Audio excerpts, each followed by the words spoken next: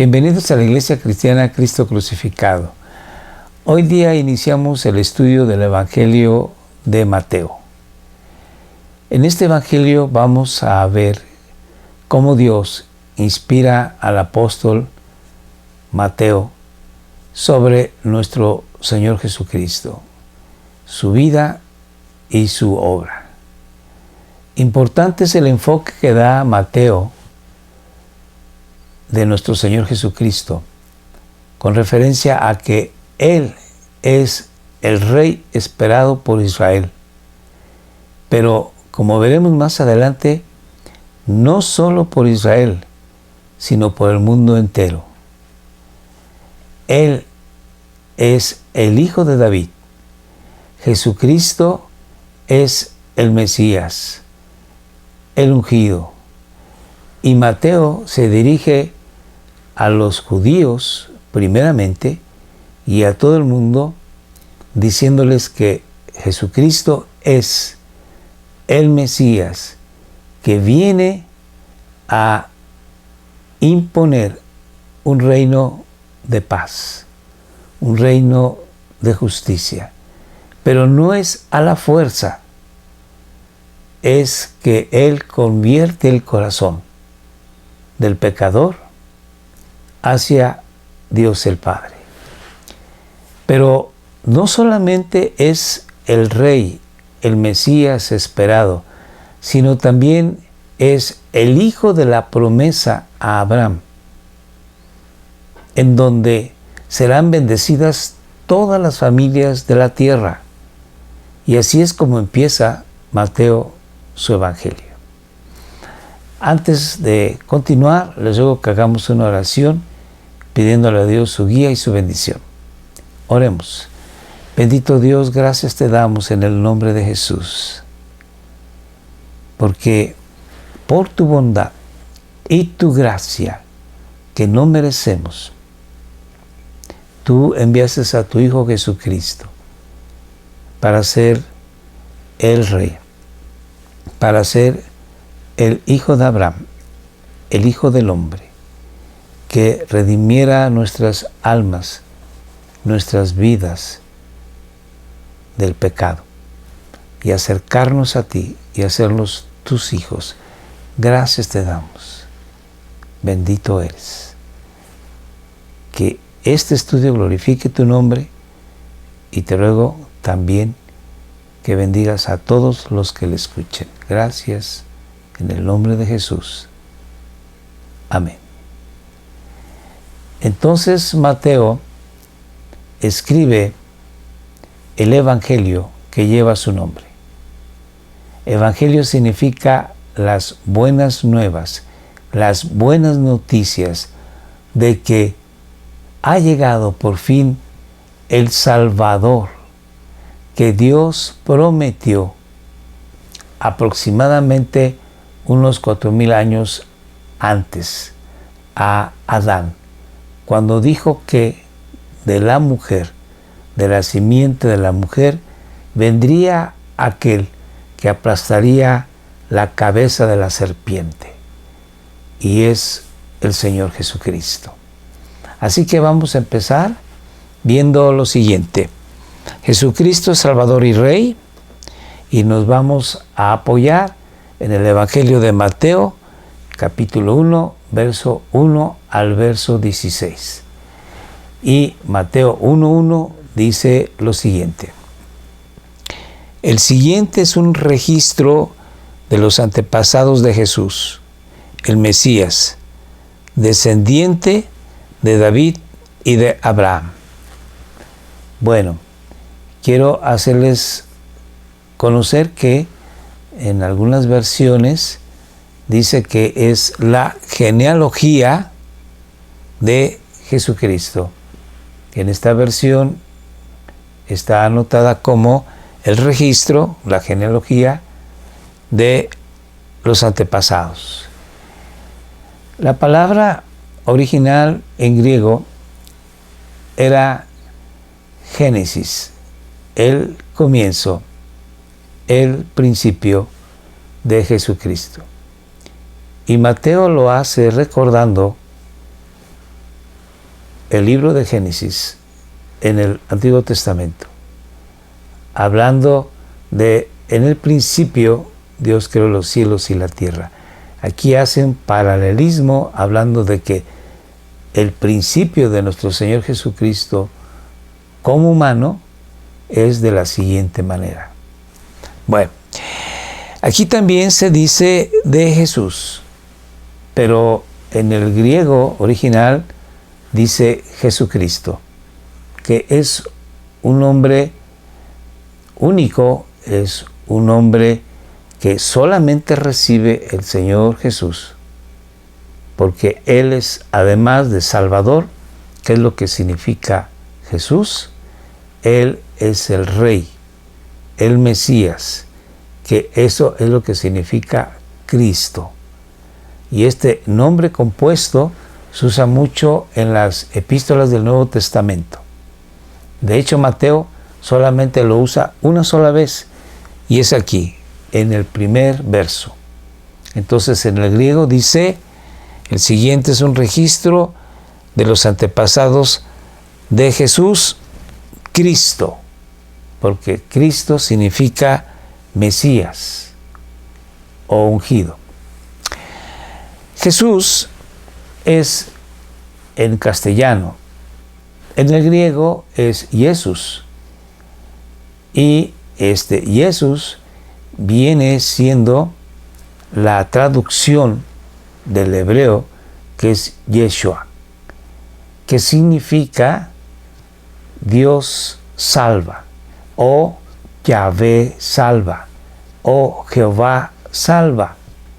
Así, bueno, en el nombre de Jesús está claro el ministerio de nuestro Señor bendito, que Dios es el que salva. Dice la Biblia muy claramente en un salmo, de Dios es la salvación. Así, bueno, pues, Yeshua, Yahvé salva, Jesús, que es el Salvador de los hombres, también es el Mesías, el Rey, el ungido.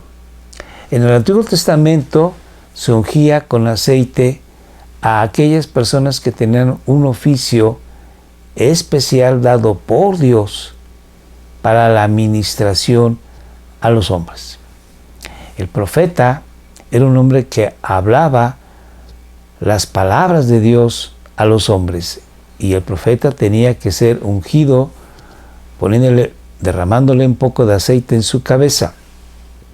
El aceite simboliza al Espíritu Santo, y quiere decir que el profeta es guiado, llevado por el Espíritu de Dios, y lo que dice el profeta es de parte de Dios, no es un anuncio humano. Así que la gente tenía que poner mucha atención a la palabra del profeta, porque era la palabra de Dios. Otro oficio era el oficio sacerdotal. Los sacerdotes tenían que ser también ungidos con aceite, indicando que el Espíritu Santo los apartaba y los llevaba a ministrar de Dios a los hombres y de los hombres a Dios. Y finalmente el rey también era ungido, indicando que era llevado por el Espíritu de Dios para servir, el rey servir de parte de Dios, servir al pueblo. Y estaba el rey obligado a ser un ejemplo y a llevar a ese pueblo hacia la presencia de Dios, dirigir el pueblo a Dios, de tal forma de que en el Antiguo Testamento había algo llamado teocracia, en la que Dios es quien rige, quien reina, quien dirige, quien habla, quien bendice al pueblo. Y estas funciones son las funciones de nuestro Señor Jesucristo. Estos ministerios son los ministerios de nuestro Señor Jesucristo. Moisés dijo, Dios les dará más adelante un profeta como yo. A él escuchen, diciendo de Jesucristo. En Hebreos nosotros leemos que el Señor Jesucristo es un sacerdote según el orden de Melquisedec, en el que su sacerdocio es eterno, diferente al sacerdocio levítico del Antiguo Testamento, pero al fin de cuentas es un sacerdote y mucho mejor, puesto que Jesucristo es la ofrenda misma por el pecado y es el que la ofrenda, es el sacerdote. Y finalmente Jesucristo es el Mesías, el Rey, el ungido, eterno, el que estará sentado en el trono de David, su padre, desde el punto de vista humano, y será un rey, es un rey eterno. Bueno, entonces sigo leyendo. Jesús, descendiente de David y de Abraham. David fue un hombre que Dios escogió de entre el muladar, de entre el excremento de las ovejas. Cuando el rey Saúl fracasó, Dios le dijo a Samuel que buscaría un hombre de acuerdo al corazón de Dios. Buscaría un hombre que haría lo que Dios deseaba, que era llevar al pueblo hacia Dios, y que le amara ese hombre con todo su corazón, mente, fuerzas. Y entonces Dios le dijo a Samuel: ve a la casa de Isaí y vas a ungir como rey a uno de sus hijos que yo te señalaré. Cuando Samuel llega y le presenta a Isaí al hijo mayor, alto, fuerte y hermoso de parecer, pensó Samuel: seguramente este es el elegido. Y Dios le dijo: no. Y entonces le presentaron al segundo hijo, al tercero, y finalmente los 6 no eran. Y Samuel pregunta: ¿y tienes otro hijo más? Sí, David el pequeño, que anda cuidando las ovejas. Has de venir, porque no empezaremos, y van a comer, no empezaremos a comer hasta que llegue. Y cuando llega el joven, aproximadamente de unos 14 años de edad, Dios le dice: este es, úngelo. Y unge Samuel, el profeta, a David como rey. Aunque David no empezó su reinado en ese momento, él fue capacitado por Dios, llegó a ser un militar, un general, y más adelante, a los 30 años de edad, empieza su ministerio, su trabajo de gobernante para Israel, rey de Israel.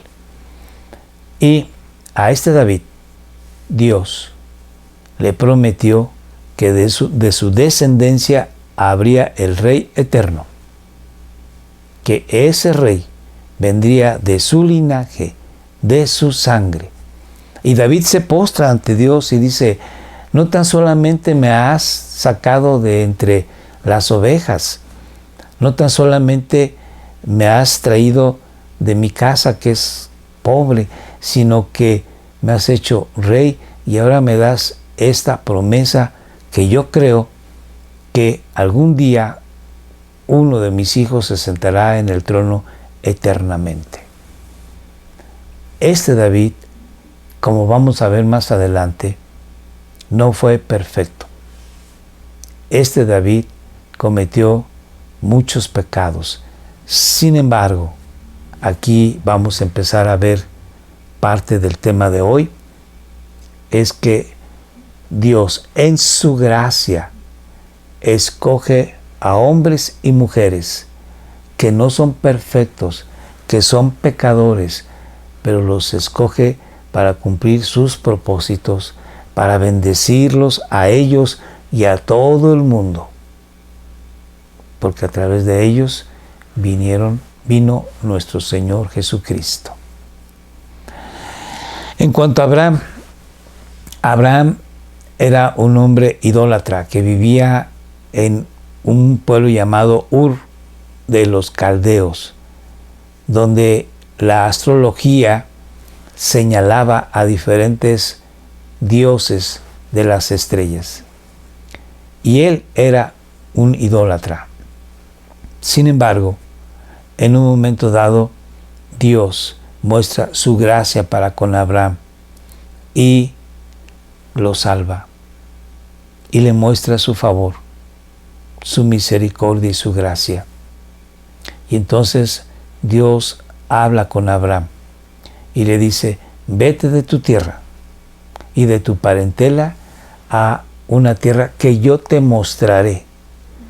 Y entonces Abraham, en fe, en plena confianza en Dios, sale con su mujer Sara hacia Canaán, no sabiendo que era hacia Canaán. Quizás tomó camino y pidió a Dios: guíame, ¿hacia dónde camino mañana? Y probablemente Dios le mostró el camino o guardó silencio, y entonces Abraham, en confianza, siguió adelante en el camino. Y cuando hubo una bifurcación, dijo: Dios, yo creo que es por acá. Y empezó a caminar en fe. Pero Abraham, cuando llega a Canaán y que Dios le bendice en gran manera, teniendo ya sirvientes, teniendo ya animales, camellos, Abraham, cuando es época de sequía, baja a Egipto y le dice a su mujer Sara: tú eres una mujer muy bella, probablemente te vayan a ver y quieran deshacerse de mí para quedarse contigo, así que di que eres mi hermana. Y efectivamente, Faraón la ve y la quiere tomar como su mujer, pero Dios le habla en sueños y le dice: lo que vas a hacer es un pecado. Y entonces Faraón no la toma como su mujer y habla con Abraham y le dice: ¿por qué me hiciste esto? Yo procedí de una manera correcta.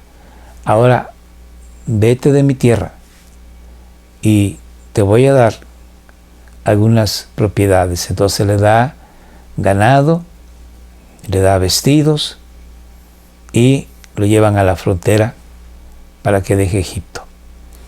Más adelante, estando en Canaán, vuelve a pasar lo mismo y entonces se va Abraham con Sara a la tierra de Gerar, en donde hay un rey llamado Abimelech, y pasa otra vez lo mismo. Le dice Abraham a Sara: di que eres mi hermana. Y Abimelech estuvo a punto de tomar también a Sara como su mujer, y Dios habla con Abimelech y le dice: no lo hagas. Y Abimelech dice: ¿por qué me hiciste esto, Abraham? Yo pensé que ustedes no tenían temor de Dios y me podían matar para quedarse con mi mujer. Dice: no, hiciste mal. Sin embargo, Dios le había dicho a Abimelech: él es un profeta que orará por ti y entonces tendrán hijos, porque Dios había, dice la Biblia, cerrado la matriz de las mujeres para que no tuviesen hijo. Entonces también le da regalos a Abraham, a Abimelech, y regresa a Canaán. Este hombre que amaba a Dios, que había recibido de Dios ya la promesa de que tendría un hijo, del cual vendrían naciones, pueblos, reyes, gobernantes. Este hombre que Dios le dijo: ve, toda esta tierra que tú alcanzas a ver, te la daré a ti y a tu descendencia. Y así como ves el polvo de la tierra, será el número de tus hijos. Y así como ves todas las estrellas en ese desierto límpido que no tiene nubes, cuajado de estrellas, así será también tu descendencia. A ese hombre que Dios le dijo, en ti serán bendecidas todas las familias de la tierra, ese hombre también falló con Dios. Vivió agradando a Dios, pero también tropezó, cayó, resbaló, mintió, ocultó que Sara era su esposa y dio un mal testimonio a los egipcios y a los de Gerar. Vemos nosotros que Dios escoge hombres y mujeres imperfectos para la ascendencia de Jesucristo. Jesús, aquí vemos, es tan humano como tú y como yo, a excepción de que Él no tenía la naturaleza caída, no había heredado el pecado de Adán, y Jesucristo nunca pecó. Pero aparte de esto, Jesús tenía ascendientes de no muy buena reputación. Lo vamos a ver. Y Jesús, como humano, también tenía una familia que en un momento dado pudiese haber tenido algún problema con sus hermanos. Porque él, los hermanos sabían, no era hijo de José, sino del Espíritu Santo y María. Bueno, entonces vamos a ver cómo es que se desarrolla esta descendencia viniendo de Abraham hacia el Señor Jesucristo. En el versículo 2 dice, Abraham fue el padre de Isaac, Isaac fue el padre de Jacob, Jacob fue el padre de Judá y de sus hermanos. Ya hablé sobre Abraham, un hombre de fe, un hombre que confiaba en Dios, pero que también él mintió, no era perfecto. Y tuvo a un hijo llamado Isaac, que ya de adulto se casó con Rebeca, mujer que fue traída desde la tierra de sus padres. Isaac también cometió el mismo error. Igual también en época de sequía viajó a Gerar y también mintió al rey de esa localidad en cuanto a que no era esposo de Rebeca, por cuanto ella era muy hermosa y temía que lo mataran. Y también dijo lo mismo, di que eres mi hermana. Y pasó la misma situación, que el rey, viendo por la celosía de su ventana, observó que acariciaba Isaac a su mujer y lo mandó llamar y le dijo, ¿cómo me has mentido? Cualquiera del pueblo yo pude haberla tomado como mujer. Ahora vete. Y bueno, ten estos presentes. También, Isaac también falló en la confianza plena que se puede tener en Dios en estas circunstancias. Después Isaac y Rebeca tuvieron mellizos, a Jacob y Esaú. Y Dios le dijo a Rebeca, Esaú, que es el mayor, servirá a Jacob el menor. Así que el que va a llevar la primogenitura no será el primero, no será Esaú, será Jacob.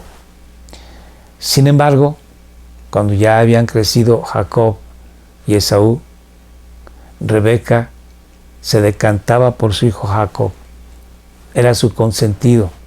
Y cuando escuchó que ya Isaac, siendo anciano, que no podía ver bien, iba a bendecir a su primogénito Esaú, le dijo, ahora disfrázate con las ropas de tu hermano y ponte pieles de animales con vellos en tus brazos, y yo te voy a guisar un cabrito para que se lo presentes a tu padre y te bendiga. Y así lo hizo Jacob. Fue con Isaac. Isaac, que no veía, preguntó, ¿quién es? Soy yo, padre, vine para que me bendigas. Y Isaac le dijo, acércate. Y dice, hueles a mi hijo Esaú, aunque tu voz es la de Jacob. pero soy yo, Esaú, dijo Jacob. Y entonces Jacob comió y bendijo Isaac comió y bendijo a Jacob con la primogenitura, engañando, siendo un suplantador, que es lo que significa Jacob. Y entonces cuando se enteró Esaú, lo persiguió y lo quiso matar. Así que su padre envió a Jacob con su tío Labán, hermano de Rebeca, para que estuviera allá. Y allá estuvo 20 y tantos años Jacob. Cuando regresa, su madre Rebeca había muerto. Y él, el suplantador, tuvo que luchar con Dios. Y finalmente él se entregó a Dios y Dios le cambió el nombre. Ya no eres Jacob, sino Israel. Y este hombre, ahora confiando en Dios, ahora viviendo para Dios,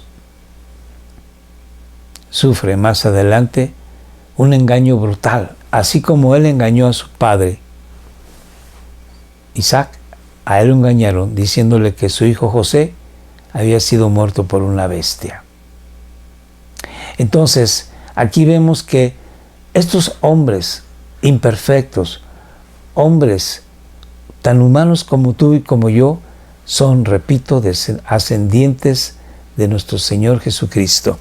Entonces, Jacob fue el padre de Judá y de sus 11 hermanos, entre ellos a José, que Judá se encarga de decirle a los hermanos: vamos a vender a José a los ismaelitas para que se lo lleven lejos, a Egipto, porque no querían a su hermano José, puesto que él había dicho que Dios le había mostrado en sueños que él sería el principal, el primero de entre sus hermanos.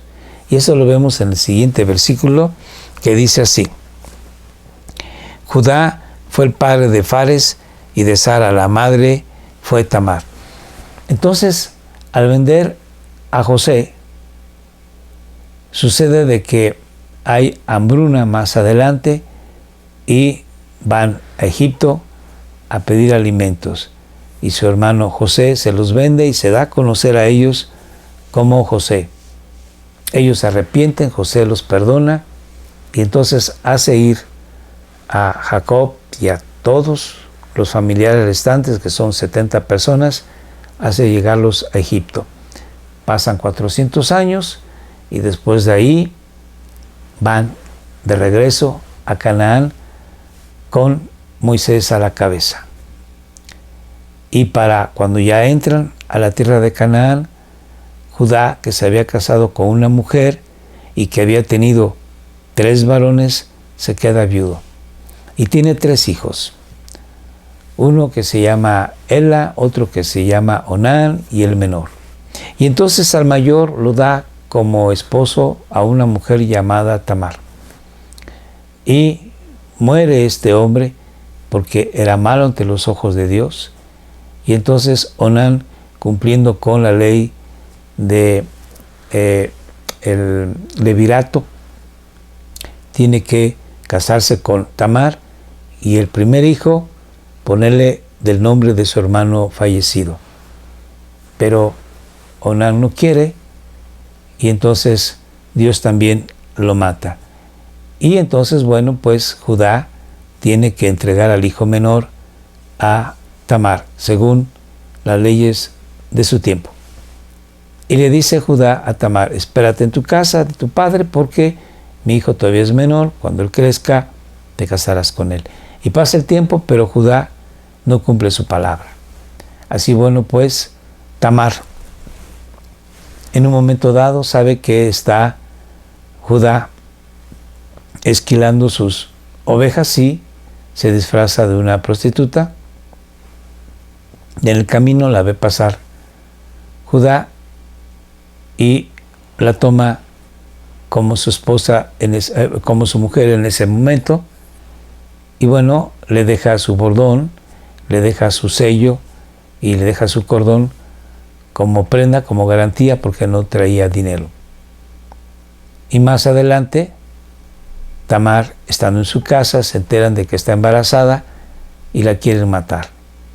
Y entonces ella muestra el bordón, el sello y el cordón de Jacob y dice: de este varón estoy embarazada. Y un amigo le lleva las prendas a Jacob y él sabe que él es el padre de los hijos de Tamar, que son Fares y Zara. Otra vez aquí, Zara es el mayor, Fares es el menor, pero Dios escoge a Fares. Aquí vemos que Fares, que es producto de un incesto, porque Judá viene siendo el suegro de Tamar, de un pecado, porque Judá fornicó pensando en que Tamar era una prostituta. Este Fares viene siendo ascendiente del Señor Jesucristo. Aquí vemos la gracia de Dios al tomar a personas como tú y como yo, que somos malos, que somos pecadores, que erramos al blanco, que ofendemos la santidad de Dios. Dios los tomó para que fueran la ascendencia de su Hijo Jesucristo. Después, Fares es el padre de Esrom y Esrom es el padre de Ram.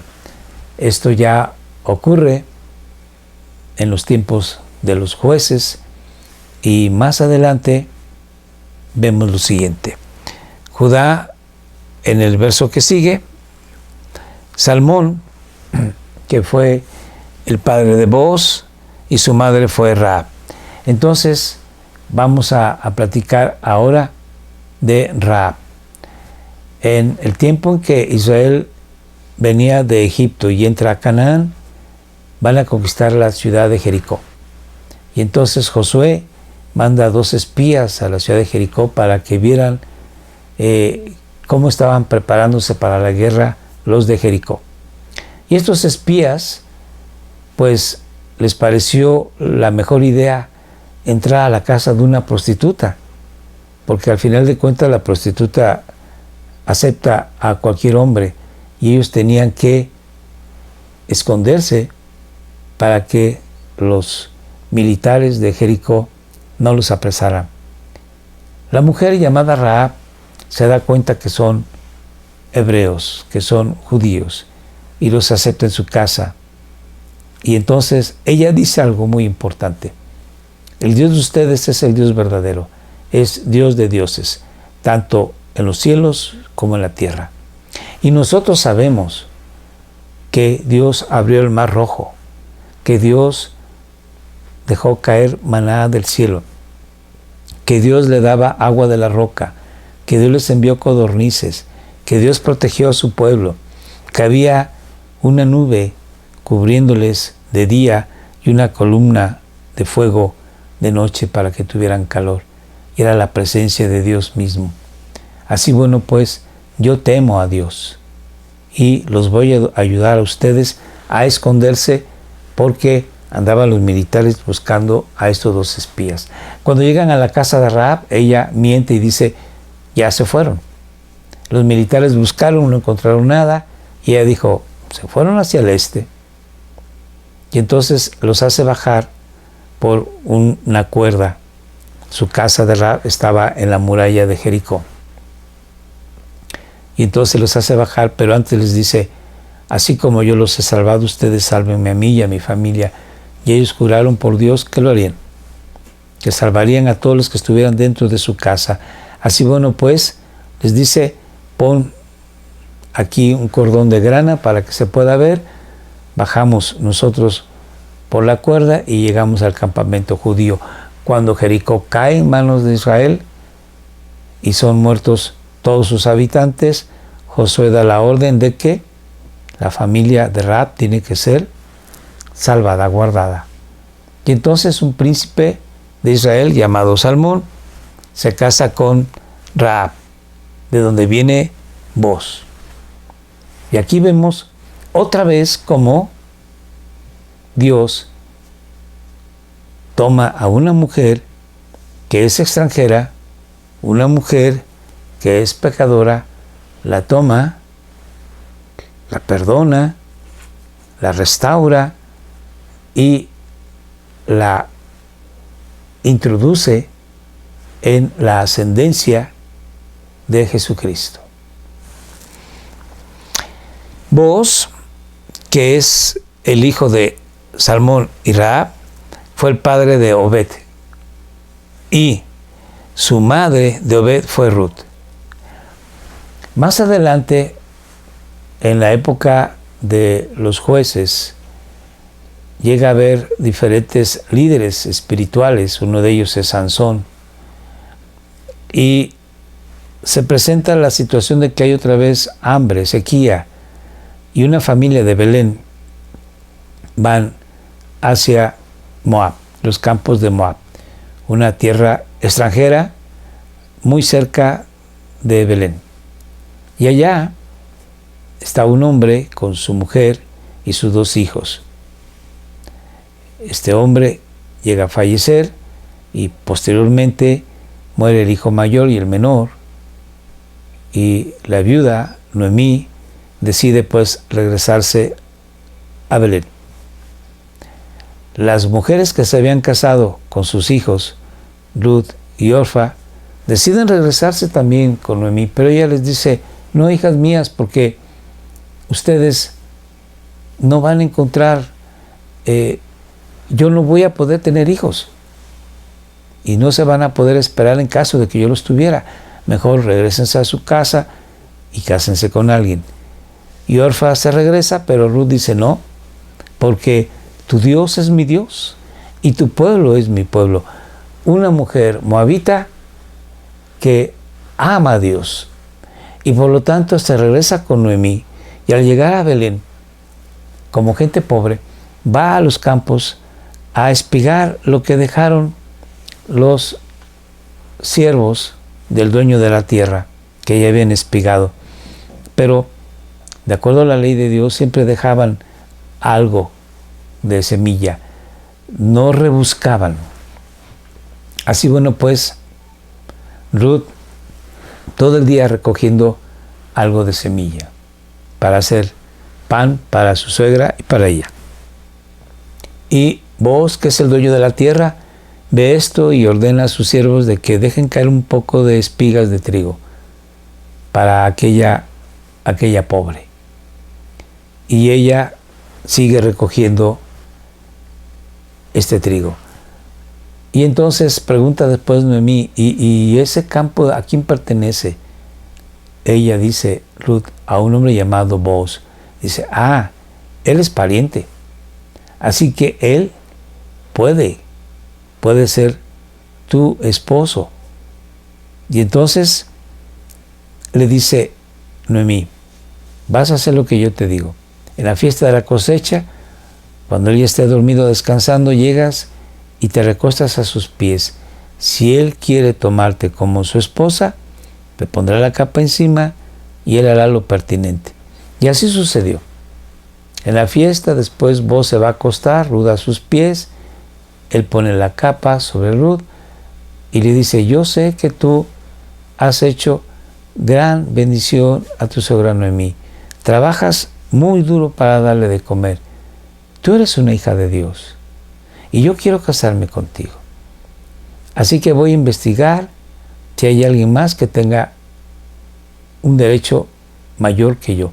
Y sí encuentra a un pariente, pero el pariente le dice: mira, yo no puedo hacerme cargo, tengo mis compromisos. Entonces, bueno, delante de testigos se ponen de acuerdo y le da su derecho este hombre a Booz para que él pueda casarse. Finalmente se casa con Ruth y de esa unión nace Obed. Y Obed viene siendo el padre de Isaí, e Isaí viene siendo el padre de David. Entonces vemos que Isaí fue el padre del rey David, y aquí se menciona muy claro rey, no solamente David, sino el rey David, porque ya está Mateo perfilándose a mostrar que Jesucristo es el Rey esperado por los judíos y, repito, por todo el mundo. Mateo quiere dejar en claro que Jesucristo es el Mesías desde los primeros versículos de su Evangelio. Sigo leyendo. David fue el padre de Salomón y su madre fue Betsabé, la viuda de Urías. David, habiendo sido traído de la majada del ganado, siendo el menor de sus hermanos, siendo de una familia de escasos recursos, Dios lo bendice, no tan solamente dándole el reino, sino prometiéndole que de su descendencia nacería el Mesías, el Rey eterno. Y en un momento dado, David, cuando sus generales están en la guerra y él está de ocioso en el terrado de su palacio, ve allá abajo, en una casa, que una mujer muy bella se está bañando. La manda a traer, se acuesta con ella y la embaraza. Entonces, esa mujer llamada Betsabé le da aviso a David, y David lo que hace es traer al esposo de la mujer que está en batalla, y al traerlo al palacio, lo invita a beber y a comer, con la intención de emborracharlo, y que Urías, se llama el hombre, vaya a su casa y tenga relaciones con su mujer, y de esa forma hacer como que el hijo de él sería el hijo de Urías. Pero Urías no llega a su casa, se queda a las puertas del palacio a dormir, y al mandarlo llamar al día siguiente le dice: ¿qué hiciste? Y dice: es que no puedo yo dormir con mi mujer si mis demás compañeros están en peligro, en batalla. Entonces el rey David lo vuelve a invitar a comer, lo vuelve a emborrachar, le vuelve a decir: acuéstate con tu mujer, pero Urías no se va a dormir con ella. Así que lo que decide David es mandar una carta al general que está al frente de batalla y le dice: el mensajero de este mensaje lo vas a poner al frente de la batalla, y cuando esté lo más reacio, se hacen ustedes para atrás y lo dejan solo, con la intención de que muera. Y así sucede. Entonces David posteriormente toma a Betsabé como su mujer, se casa con ella y parece que todo está muy bien. Pero llega el profeta Natán de parte de Dios y le dice: has pecado así y así y así.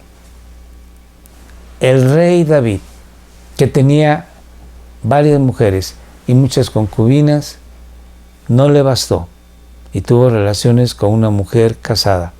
Cometió adulterio, pero para cubrir este adulterio cometió fornicación. ¿Cómo es posible, puede decir uno, que alguien haga cosa semejante?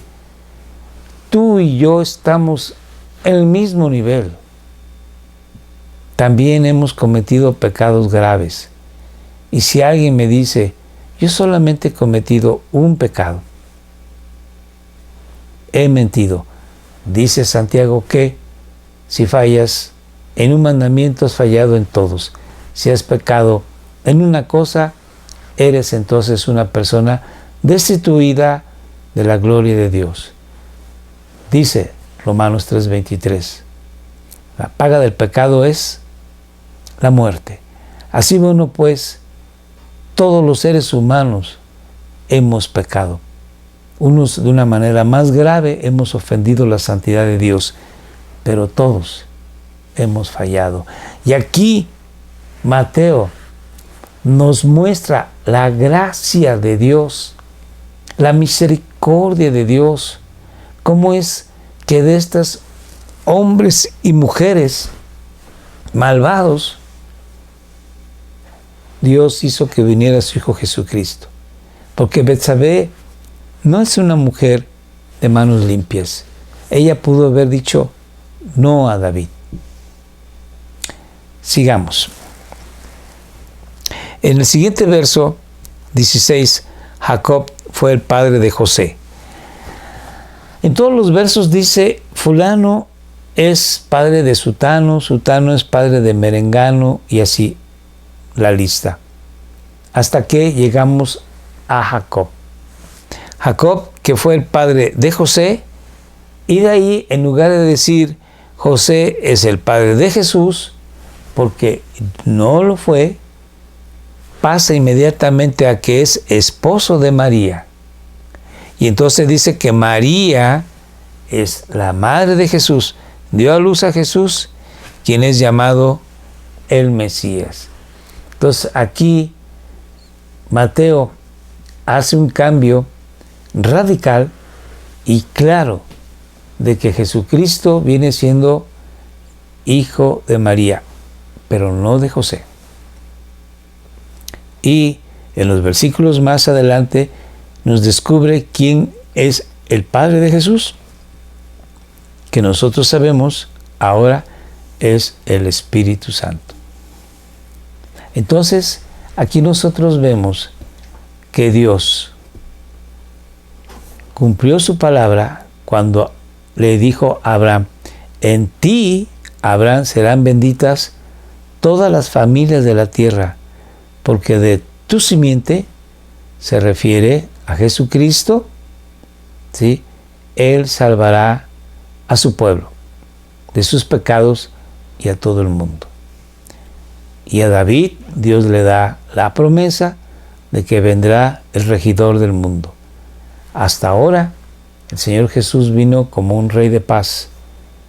Próximamente el Señor viene para regir este mundo de una manera completa y total. Y dice la Biblia, con vara de hierro, porque será un tiempo de 1000 años donde reine la paz, la justicia, el amor, la bendición.